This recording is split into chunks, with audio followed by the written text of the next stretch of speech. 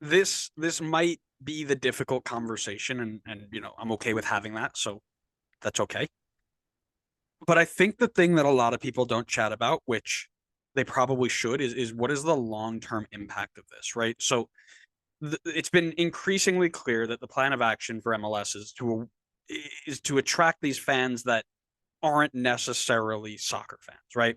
We know that, and we've spoken about it a lot, that if you are looking at the person who, and again, we'll use just as a generalization, the Euro snobs, right? The people who think that the Premier League is the end all be all of soccer and nothing else matters except for Man City, Liverpool, Man United, Arsenal, Tottenham.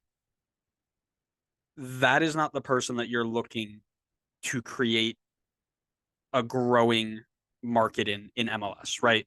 Because those people will always have an excuse as to why MLS is not as good as whatever they feel like watching. However, if you go and try and have a conversation with or try and convert somebody who maybe, let's say, is the football playing dad of a kid who is starting up soccer and really, really loves it and wants to go to a game, right? That is the person you're looking to. Somebody whose kid maybe is in like their AYSO league. They wanna watch soccer like their dad watches football in the NFL. Well, I play soccer. I want to watch whatever the local team is. And local being a relative term, right? You can watch England overseas, you can watch local here, right? But we're going to use local over here because that's something that you can physically, tangibly be at, right? Which atmosphere brings those people back? Is it a US Open Cup game with 1,500 fans against some third division opponent that's never going to play in MLS based on the current setup, that is probably playing a rotated lineup of kids you've never heard of? Or is it a league's cut game in front of between 10,000 to maybe 30,000 depending on the stadium you're in? The atmosphere, with Liga MX fans that are around that live in the United States, this big spectacle, the performances, the works. Which one does the average American football dad walk away from, or the kid at this point, right? Depending on how old they are, with a positive impression that makes him say, "Ah, oh, that was really fun. I'd actually come back and do that again," instead of, "See, I told you nobody likes soccer in the U.S." Because that's what we're fighting still. I don't think people recognize, like, on Twitter, we are a group of people who have grown up with this game. I can have conversation with people who've been playing for 30 years, who are having conversation with people who are still playing right now, who are having conversations where this is our game. We are growing up playing this game and it is our number one game. But we are still trying to attract. The majority of the people we're still trying to attract are people who think that soccer is for sissies, right? Which one changes the mindset? The one with nobody showing up until the last 8 teams are involved, or the one that from the start has packed out stadiums, impressive, strong players, right? From that perspective, the decision is clear. We know why they've done this, and it's a growth thing. So people are going to argue that this is going to kill lower leagues and the leagues are all. I don't disagree that it's going to hurt them, but it's not going to generate the buzz that you get when you have the one-off cup set and things like that.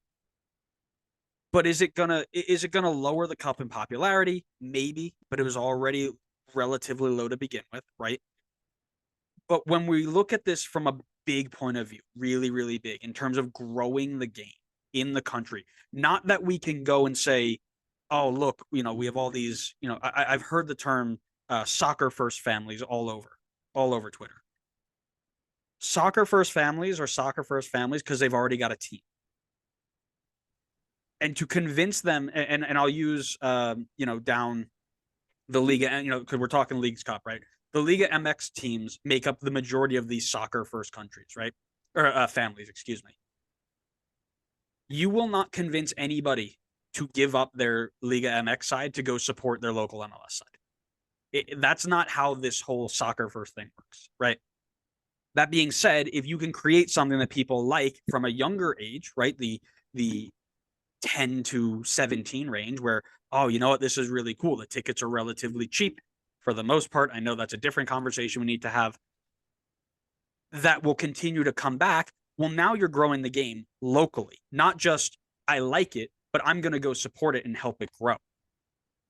US Open Cup, and again, for whatever reason you want to put on the reason why, lack of promotion from MLS, lack of meaning, because as we mentioned in our last time we talked about this, the fact that there hasn't been more than probably a handful of teams that have participated in, you know, half of the 100+ years of Leagues Cup that have been happening right now.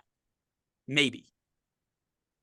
What are we doing to grow the game? This is something that I can see growing the hurting right now, but in the long term, we might come back and say it was the right decision because we are now more popular in America.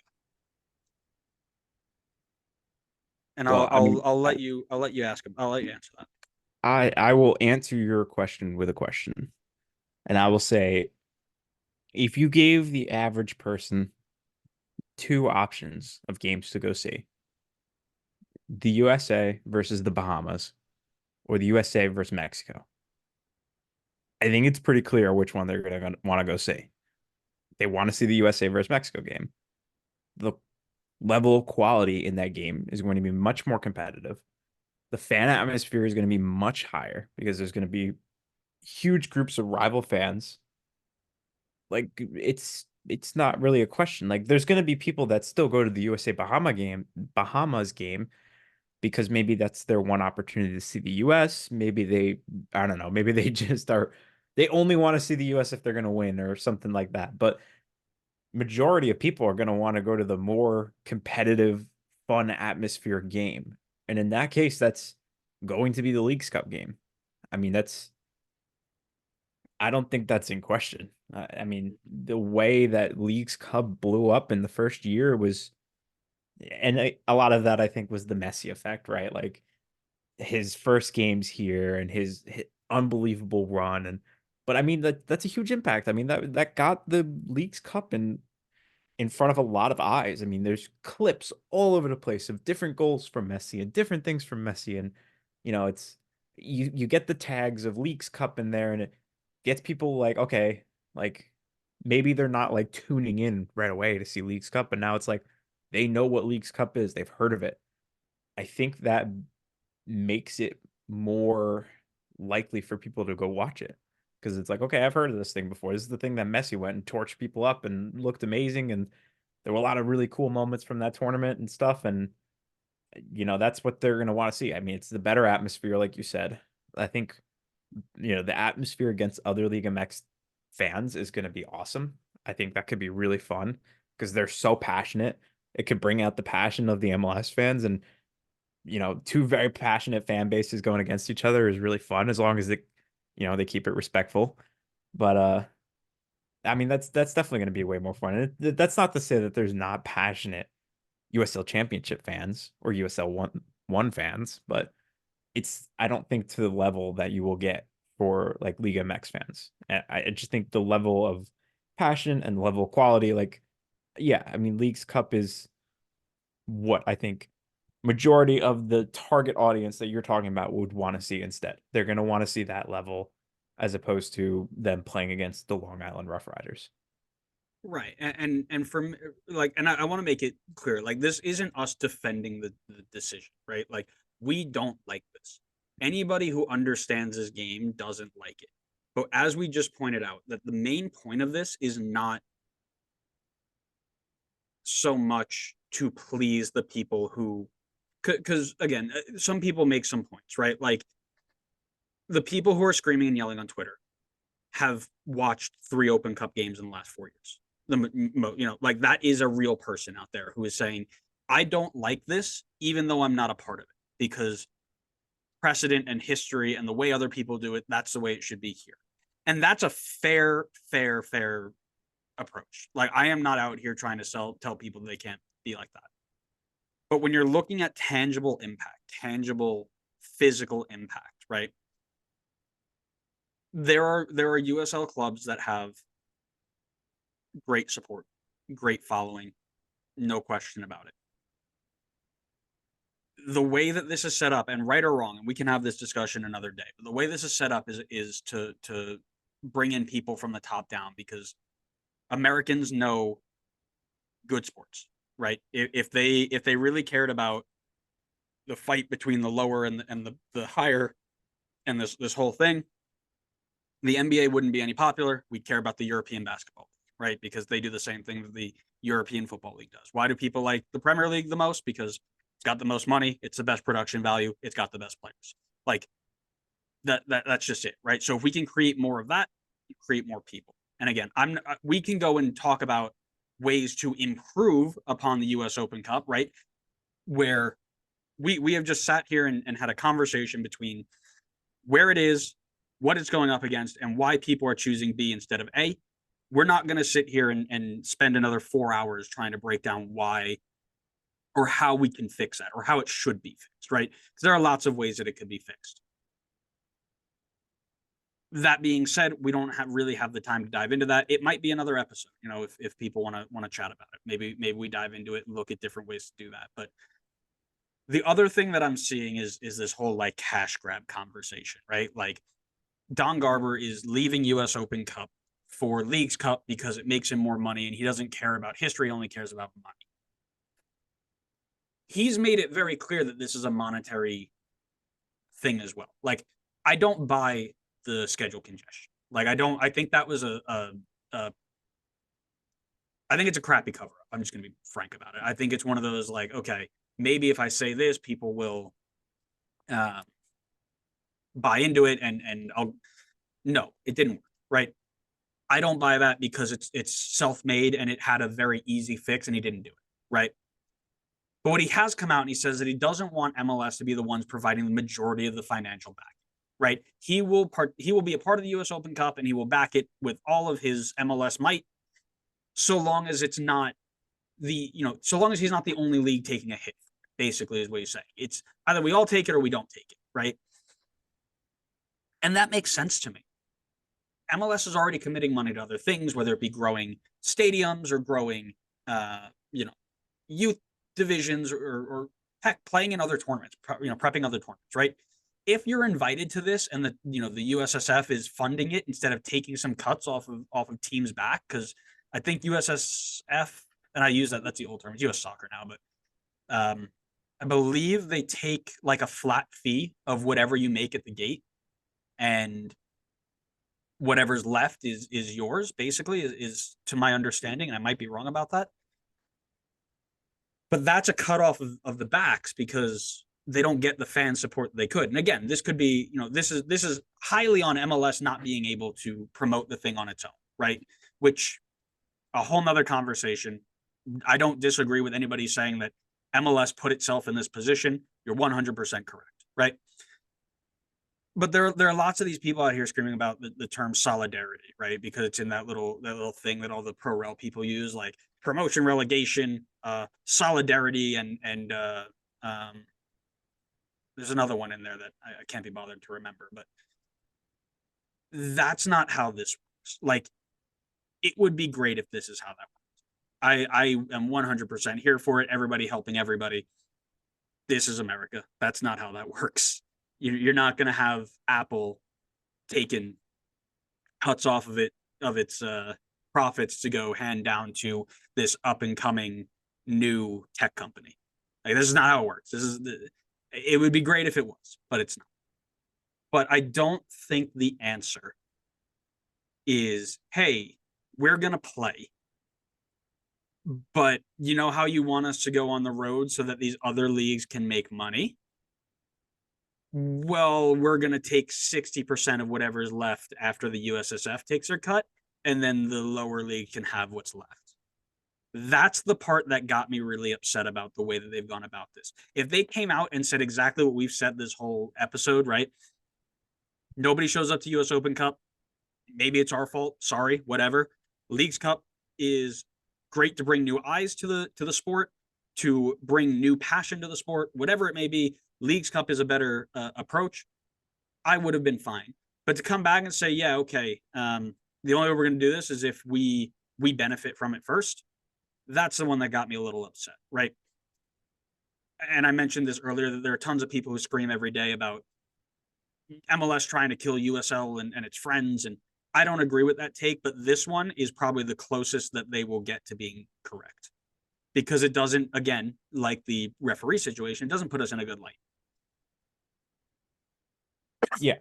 I mean, definitely doesn't put them in a good light. But I get the comment that you're saying as well. Like it's not there's no pro rel, there's no like attachment between MLS and USL. Like there's nothing really to it. Like there's no responsibility for MLS to make sure that USL is doing well and growing. Like that's USL's responsibility to make sure USL is doing well and growing. And I'm sure MLS doesn't make it easy because it's a hard competition to go up against. And I'm sure there's many other examples you can make in the other industry examples, like Google, for example, right? Like if you're another company trying to do something that Google's in the space of, like it's going to be really hard to be up and coming and growing. But to the point that you made, it's not Google's responsibility necessarily to be like, okay, let's give these other companies money so that they can try and come up and be competitive against us. So it's a tough situation. I feel like I think I'm in the exact same boat as you, where it could have been handled so much better and more understandably, but the way they've gone about it is just such a bad look on them and the league as a whole. Yeah. Um, and that kind of takes to this next point is where does it go from here? Right. And I was thinking about this the other day. And this is probably the one that's going to get me the most heat and whatever, right? MLS made a comment that it is looking to expand their MLS Next Pro division, right? Like 70 teams or something crazy like that. It is feeling ever so much that MLS is looking to grow to a point where they can make their own pyramid. So by that I mean they're going to go out and they're going to reach out to all their friends in USL and say, "Hey guys, we're looking to grow to um, 70, 80 teams, right? You can come and join us. We're going to give you, what we just somebody just paid 500 million. We'll give you a 50 million buy-in. We're going to give you 90% off the price. You come in, join our third division, play for X amount of years, or they go into NISA, they go into MPSL, wherever they want to go, right? But they'll offer it up to USL too and say, hey, this is what we're going to do by 2050. I don't know, pick a random year, right? We are going to separate this 80 team super league into 4 divisions, and we're going to have parachute payments, we're going to have solidarity, we're going to have cups, we're going to have everything that Europe looks like. We're going to do it, but we're going to do it inside of our own pyramid. Jump on board or get out, or try and survive, right? I don't like it at all. I can see it happening. Like all the pieces are starting to fall into place. They've already made the announcement they're looking to grow. They've grabbed a couple of NISA teams at that level from, I believe it was Chattanooga, who's the newest independent expansion. They left, and I don't have this particularly like memorized, so let me look it up really quick. Chattanooga MLSMP. So, oh, I clicked the wrong button. But they have other teams, Huntsville City. They've got, I believe one of them was Connecticut, maybe. There's a Connecticut one there.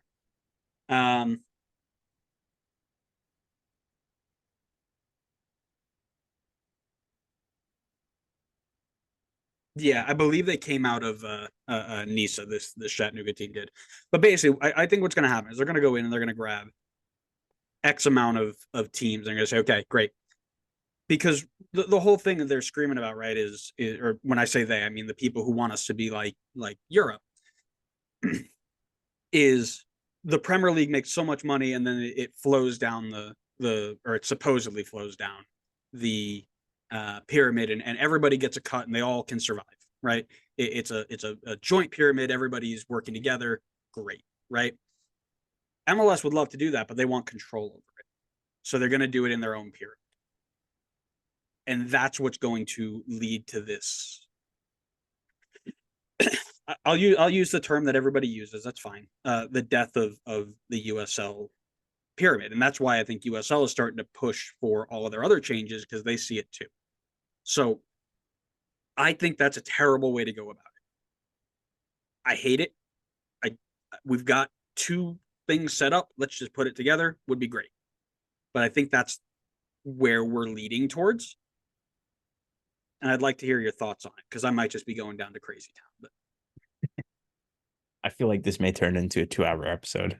it might. That's why I told you we cut the other two segments, because I knew we were going down. Because I am of the opposite opinion of you. I don't see a problem with it. And the reason I feel that way is because I genuinely, like, I'm trying to think of other leagues that have this same situation.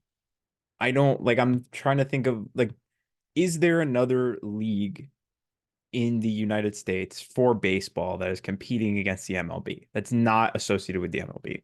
Like, there's AAA, AA, single A, all that stuff and whatnot. Where do the Ducks play? I don't think that is MLB associated, but like, is that really competition? I don't like like the Ducks is basically semi-professional or Minor even like league baseball amateur. team. They play in the Atlantic League of Professional Baseball. Go Ducks. I don't know if that means they're in the MLB pyramid or not, but It is an official MLB partner based in the Mid-Atlantic and Southeastern United States. okay, so I then don't think it is it's in the. MLB. So it's an MLB partner, so it sounds like it's maybe its own league, but under the MLB umbrella. Mm-hmm. I'm looking at the NBA. I mean, the NFL is a little bit tougher because, I guess there's like, what do they call it? Like arena football or something like that, Mm-hmm. which, I mean, doesn't hold a candle to the NFL. These other leagues just don't have these USL championship equivalents that are like trying to build up their stature and compete against them. Like, there's not another league in the US that's like on like trying to build up so that they can take on the NBA and like take over the NBA. I feel like it's the same thing even in other countries. Like you were saying, like you look at the English system, everything's in the EFL. Like there's I don't again, I'm not an English football expert. I'm sure there's other English leagues, but none of them are even remotely close to the EFL. Like every team that is any bit of relevance to anybody outside of England is in the EFL. They're part of that system, part of that pyramid, and it's managed by one organization. So I think eventually soccer in the US is going to get to that point as well, where it's just going to be like USL could still exist. I'm not saying USL is not going to exist, but I think the reality is that like all these different leagues and organizations are all going to kind of mesh into one overarching organization.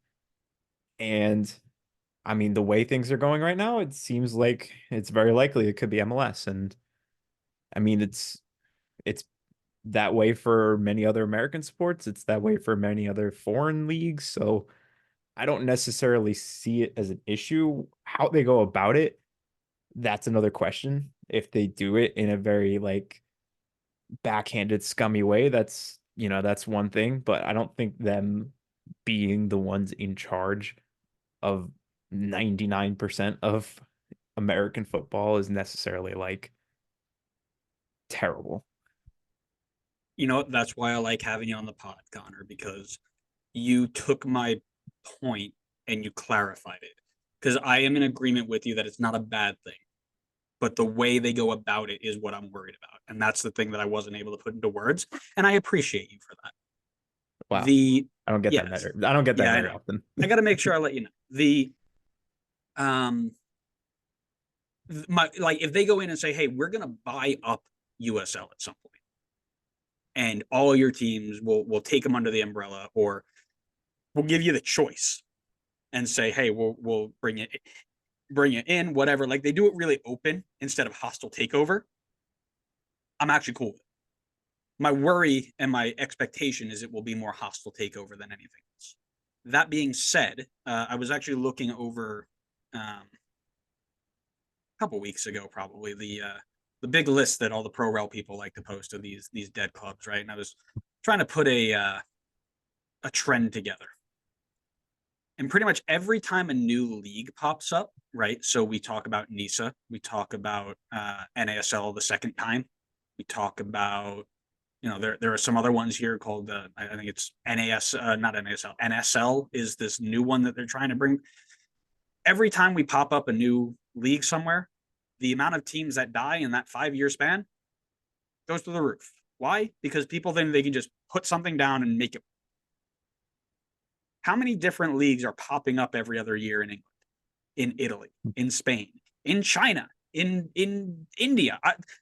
Name whatever country you want. You don't just have these leagues popping up, earning based off of whatever the pro league standards are, earning this sanction of being a Division 2, a Division 1, whatever league, and then just saying, okay, cool, now we're here, now everybody's going to follow us. Because that's not how this works. We just talked about it. You can't just cut in and place something in and say, okay, now we've got history again. That's not how that works. So having the one overarching thing is not a bad thing.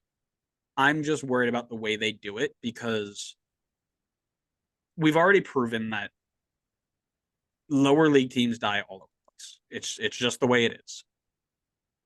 But it is my belief that if we did have this one overarching thing where from Division 1 all the way down Division 4, there was one person in control of it or one entity in control of it. And I don't believe US soccer is that entity because they're just not that good, right? There's a lot of things that can work in that area. If you have the one that oversees it all, who can then say, okay, we've got all of this money that we're pulling in from all this TV revenue and stuff. Here's how we're going to separate it out. The first division is going to get 70%. The second division is going to get 20%. The third division is going to get 10% or 5%. And the second division or the fourth division is going to get 5%, right? Like they can control and really, really make sure that there's stability there. And then you can continue to grow. So I'm with you there, where it's not necessarily a bad thing. I'm more worried about the way that it happens than it actually happening. I just hope that it isn't like a whole cut everybody down and hostile takeover. We're gonna rule the world thing because that'll take an extra decade and a half to go through instead. So